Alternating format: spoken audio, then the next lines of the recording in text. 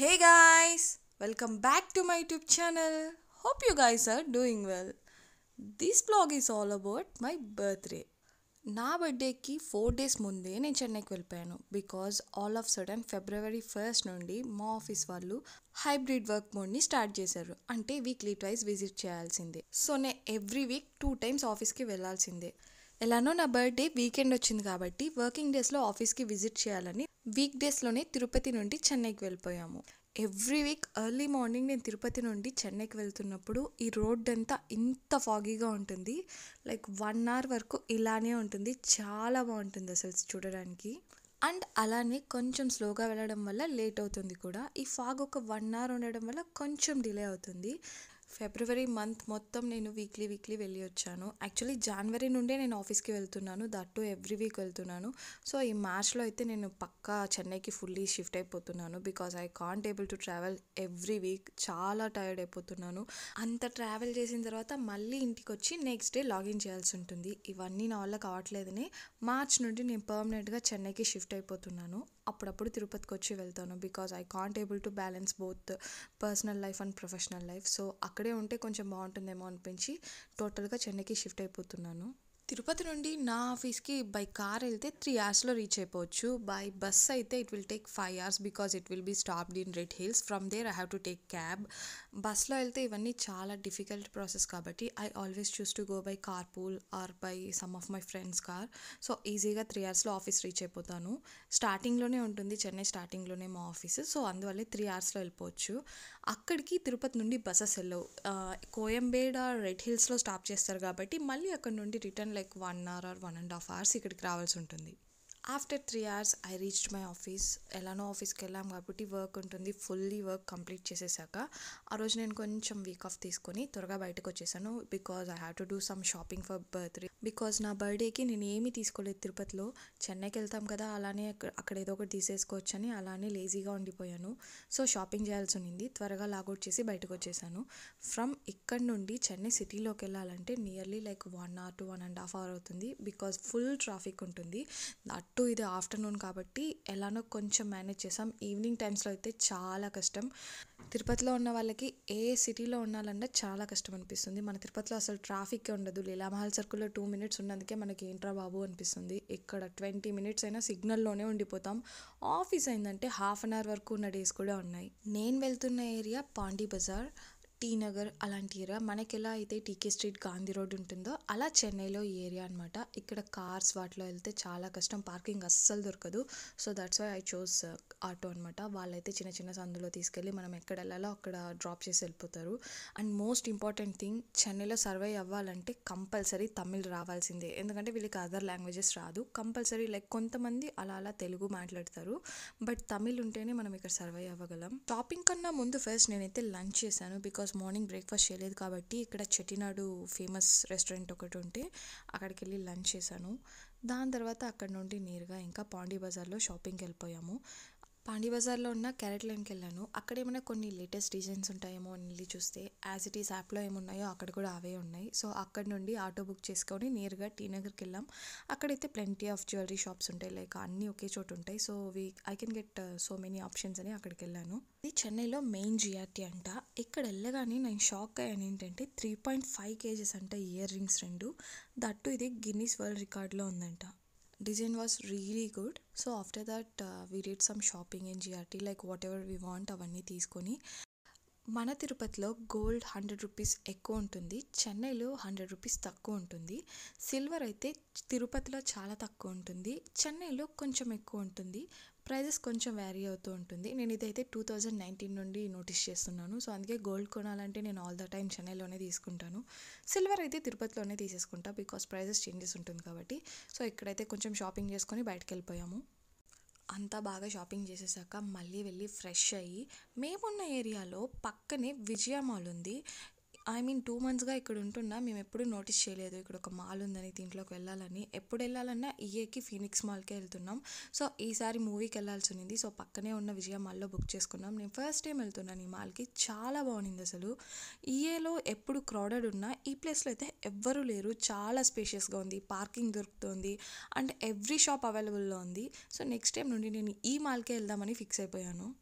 Mall అయితే చాలా కలర్ఫుల్గా ఉంది. లైక్ ఈఏలో అయినా కొంచెం పేల్ కలర్స్ అలా ఉంటాయి. ఈ మాల్ అయితే చాలా కలర్ఫుల్గా ఉంది. And that to Valentine's week కాబట్టి ఫుల్ డెకరేషన్ కూడా చేసి పెట్టున్నారు. మేమైతే ఏ మూవీకి వెళ్ళామంటే తండేల్ మూవీకి వెళ్ళాము. యాక్చువల్లీ ఆ మూవీ అంతా చూసేసాక మూవీ ఎండ్ క్రెడిట్స్లో తెలిసింది ఏంటంటే అది ఒరిజినల్ స్టోరీ అని. నాకు అప్పటి వరకు తెలీదు. ట్రైలర్ చూసినా కూడా నాకు తెలియలేదు అది రియల్ స్టోరీ అని. దాని తర్వాత నేను ఇంటికి వెళ్ళి యూట్యూబ్లో చూసాక తెలిసింది అదొక రియల్ స్టోరీ అని. మూవీ చాలా బాగుంది. ఇలా నా థర్స్డే ఫ్రైడేని మూవీస్తో కంప్లీట్ చేసేసాను. నెక్స్ట్ డే మార్నింగ్ 11 o'clockకి లేచి ఫ్రెష్ అప్ అయ్యి కొంచెం షాపింగ్ ఉంటే మళ్ళీ మాల్కి వెళ్ళాను. కొంచెం కాదు చాలానే ఉంది. లైక్ అవుట్ఫిట్ ఇంకా నేను పిక్ చేసుకోలేదు, ఏది తీసుకోలేదు. అక్కడికి వెళ్ళి షాపింగ్ చేసి తర్వాత లంచ్ చేద్దామని ఫిక్స్ అయ్యాను. కానీ అక్కడున్న హ్యూమిడిటీకి ఎండకి అక్కడికి వెళ్ళిన వెంటనే ఫస్ట్ నేను ఫుడ్ కోర్ట్కే వెళ్ళాను. ఫుడ్ కోర్ట్కి వెళ్ళి ఒకటేసారి బ్రంచ్ చేశాను. బికాజ్ బ్రేక్ఫాస్ట్ కూడా చేయలేదు, చాలా ఆకలిస్తుందని. ఒకటేసారి లంచ్ చేసుకొని దాని తర్వాత షాపింగ్కి వెళ్ళాను. I love miniatures a lot. నా రూమ్ మొత్తం మినియేచర్సే ఉంటుంది. ఇంట్లో కూడా చాలా వరకు మినియేచర్సే పెట్టుకుంటాను. తర్వాత పూమాకి వెళ్ళి నాకు కావాల్సింది కొన్ని కొనుక్కొని దాని తర్వాత నాకు ఈ యూనికార్న్ రైడ్ కనిపించింది. నేను అన్నని వెళ్ళి అడిగాను నేను ఎక్కొచ్చా అని. ఎవరైనా ఎక్కొచ్చు, 40-50 ఏజ్ వాళ్ళు కూడా ఎక్కుతారు, ఎక్కమ్మా అన్నారు. సో 150 రూపీస్ ఇస్తే 1 రౌండ్ వేశారు. చాలా బాగుంది. బట్ మోస్ట్ ఎంబారసింగ్ మూమెంట్ అని చెప్పాలి. మాల్లో ఉన్న వాళ్ళందరూ నన్నే చూస్తూ ఉన్నారు. కొంతమంది అయితే వీడియోస్ కూడా తీశారు. But I was laughing, I was enjoying. When it comes to these kind of things my family will never ever oppose it. They will enjoy whatever I do. That's why I'm very very blessed. They never feel embarrassed. ఎంబారసింగ్గా feel అవ్వకుండా హ్యాపీగా నేను ఏం చేస్తున్న వీడియోస్ని capture చేస్తారు. Actually 1 రౌండే వెళ్ళాలనుకున్నా. దాని తర్వాత ఇంకో రౌండ్ కూడా వెళ్ళి నేరుగా వెస్ట్ సైడ్కి వెళ్ళిపోయాను.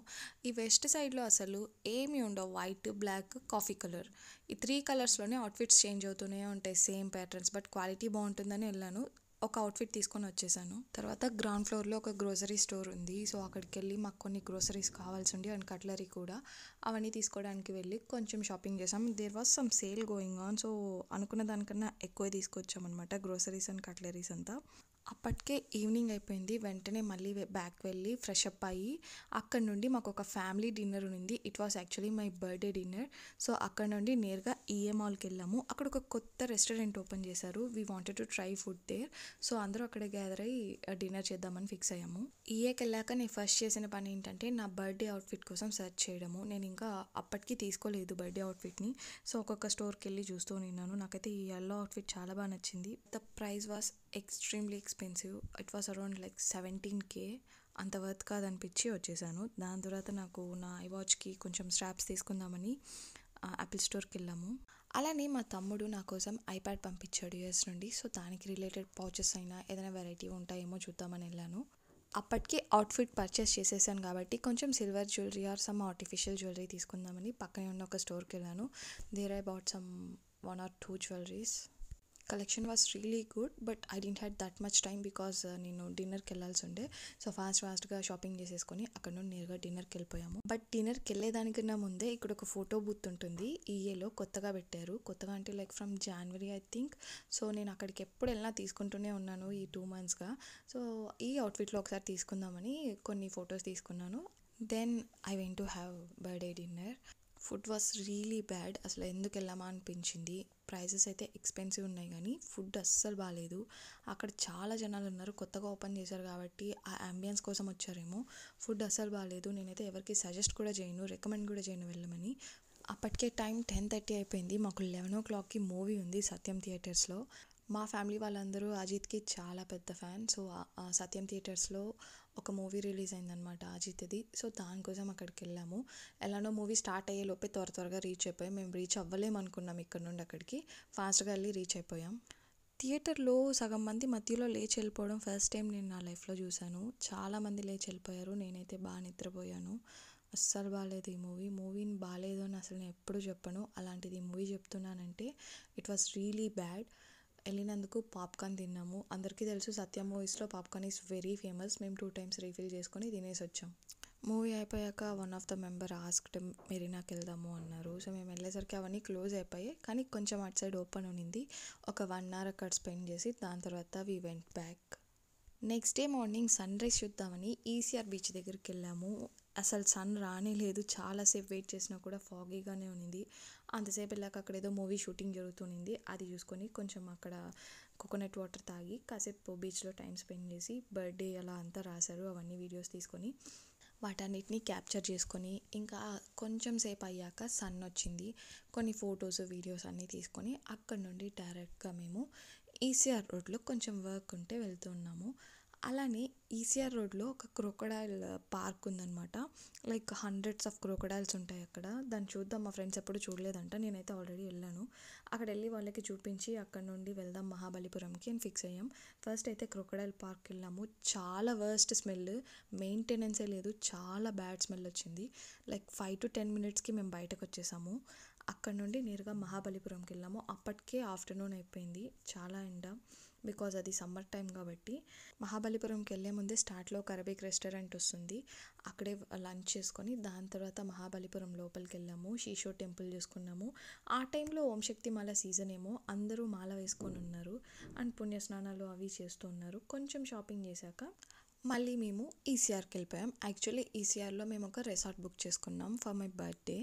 సన్సెట్ టైంలో ప్రీ బర్త్డే ఫోటోషూట్ ప్లాన్ చేసుకున్నాము. సో త్వరగా సన్సెట్ లోపు రిసార్ట్లోకి రీచ్ అయిపోవాలని త్వరగా వెళ్ళిపోయాము. మా రిసార్ట్కి బ్యాక్ సైడే ఈ బీచ్ ఉన్నింది. సో మాకు ఫోటోషూట్స్ చేసుకోవడానికి చాలా ఈజీగా ఉన్నింది అండ్ కొంచెం సేఫ్గా కూడా అనిపించింది. So that's how I ended my day. Thanks for watching. See you in part 2. 3, 2, 1.